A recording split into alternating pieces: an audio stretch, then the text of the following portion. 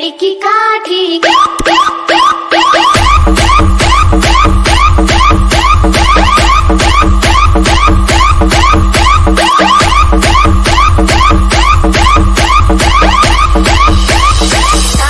पे घोड़ा।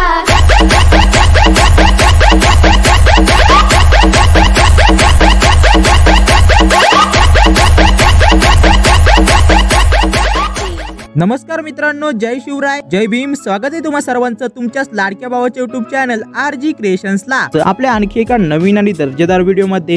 तर मित्रांनो, आपल्या आजच्या व्हिडिओ मध्ये मी तुम्हाला सांगणार आहे की तुम्ही कशा प्रकारे एकदम कडक professional beat sync status video कशा प्रकारे बोलू शकता. तर मित्रांनो, अशा प्रकारचा व्हिडिओ बनवण्यासाठी तुम्हाला फक्त एकच काम करायचं आहे. आपला आजचा जो व्हिडिओ आहे तो व्हिडिओ शेवटपर्यंत बघायचा आहे, जेणेकरून आपल्या आजच्या व्हिडिओ मध्ये मी तुम्हाला इथे जे काही स्टेप सांगितले आहेत ते स्टेप तुम्हाला इथे चांगल्या प्रकारे समजतील आणि नंतर मग तुम्हाला आपला व्हिडिओ बनवताना कसलीही अडचण येणार नाही. आणि मित्रांनो, या व्हिडिओमध्ये मी जे काही मटेरियल यूज केलं आहे ते सर्व मटेरियल तुम्हाला आपल्या व्हिडिओच्या डिस्क्रिप्शन बॉक्समध्ये भेटून जाईल. आणि जर तिथून डाउनलोड करण्यात तुम्हाला काही अडचण आली तर मग तुम्हाला आपलं टेलिग्राम चॅनल जॉईन करायचं आहे, कारण टेलिग्राम चॅनलवर देखील मी मटेरियल अपलोड करत असतो. ओके, तर चला मित्रांनो, आता जराही वेळ न घालवता आपण आपल्या क्वालिटी व्हिडिओला सुरू करू.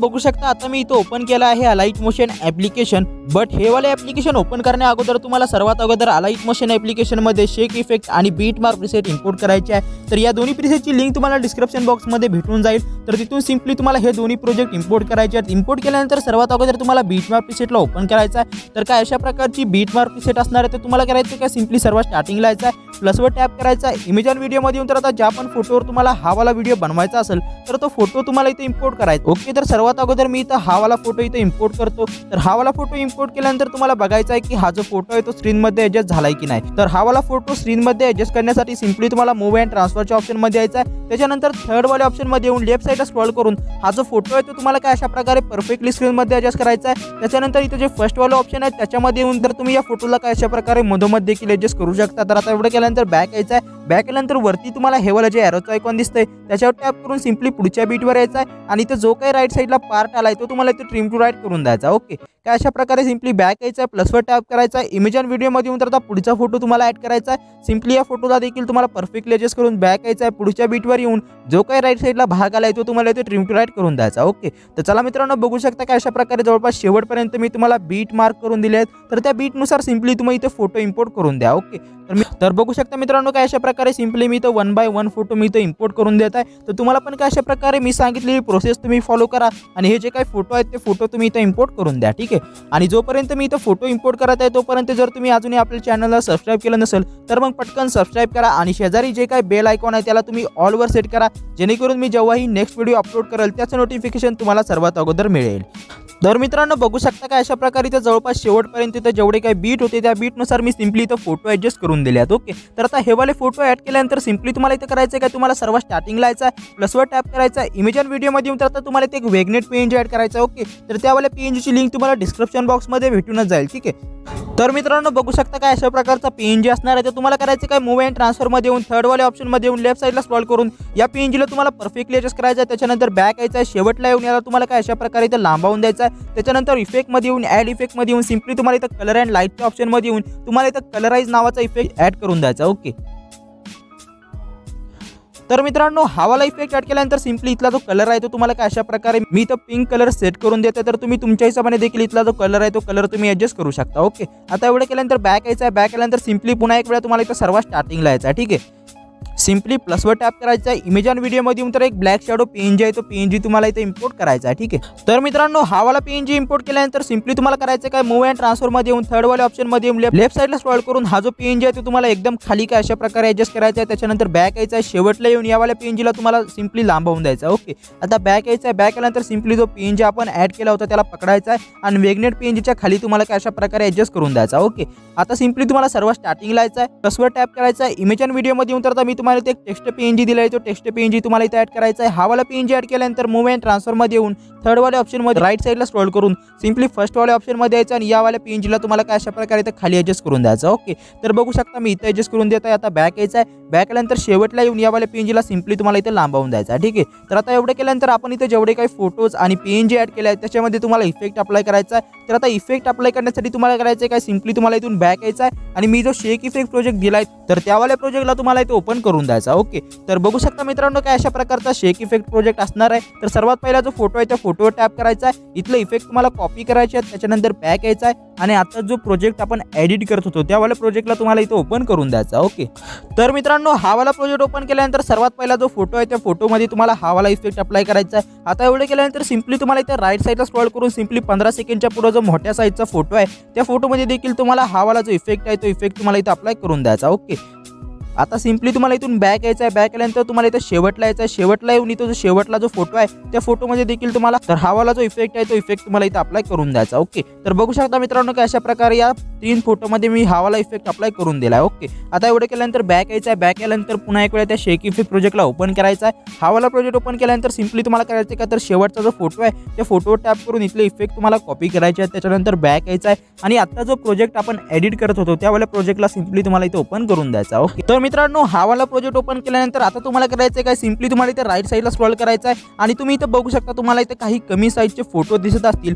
तर इथे जेवढे काही तुम्हाला कमी साईजचे फोटो दिसत आहेत त्या फोटोमध्ये सिंपली तुम्हाला हा वाला जो इफेक्ट आहे तो इफेक्ट तुम्ही इथे अप्लाय करून द्या। ओके, तर बघू शकता आता मी सिंपली राईट साईडला स्क्रॉल करतो, राईट साईडला स्क्रॉल केल्यानंतर बघू शकता इथे देखील तुम्हाला कमी साईजचे बीट दिसतील आणि त्या बीटमध्ये आपण इथे फोटो ऍडजस्ट केले तर त्या कमी साईजच्या फोटोमध्ये सिंपली तुम्हाला हा वाला जो इफेक्ट आहे तो इफेक्ट तुम्हाला इथे अप्लाय करून द्यायचा। ओके मित्रांनो बघू शकता का अशा प्रकारे मी तुम्हाला इथे एक बीट मार्क करून दिले आहे 15.23 सेकंद। तर त्याच्या लेफ्ट साईडला तुम्हाला इथे जेवढे काही कमी साईजचे फोटो दिसत आहेत तर त्या फोटोमध्ये सिंपली तुम्हाला हा वाला जो इफेक्ट आहे तो इफेक्ट तुम्हाला इथे अप्लाय करून द्यायचा। ओके, तर चला मित्रांनो मी जवळपास 15.23 सेकंडच्या लेफ्ट साईडला इथे जेवढे काही कमी साईजचे फोटो आहेत त्या फोटोमध्ये मी सिंपली इथे इफेक्ट अप्लाय करून देतो। ओके, तर तुम्हाला पण काय अशा प्रकारे सिंपली कमी साईजचे जेवढे काही फोटो आहेत त्या फोटोमध्ये तुम्हाला हा वाला जो इफेक्ट आहे तो इफेक्ट तुम्हाला इथे अप्लाय करून द्यायचा। ठीक आहे, तर मित्रांनो बघू शकता का अशा प्रकारे 15.23 सेकंडच्या लेफ्ट साईडला इथे जेवढे काही कमी साईजचे फोटो होते त्याच्यामध्ये मी सिंपली इथे इफेक्ट अप्लाय करून दिलाय। तर आता एवढं केल्यानंतर तुम्हाला करायचं काय, सिंपली तुम्हाला इथे राईट साईडला स्क्रॉल करायचं आहे आणि 20.11 सेकंडच्या पुढे जो सर्वात पहिला फोटो आहे त्या फोटोमध्ये तुम्हाला हा वाला जो इफेक्ट आहे तो इफेक्ट तुम्हाला इथे अप्लाय करून द्यायचा आहे। काय अशा प्रकारे सिंपली तुम्हाला इथे शेवटपर्यंत इथे जेवढे काही फोटो आहेत त्या फोटोमध्ये सिंपली तुम्हाला हा वाला जो इफेक्ट आहे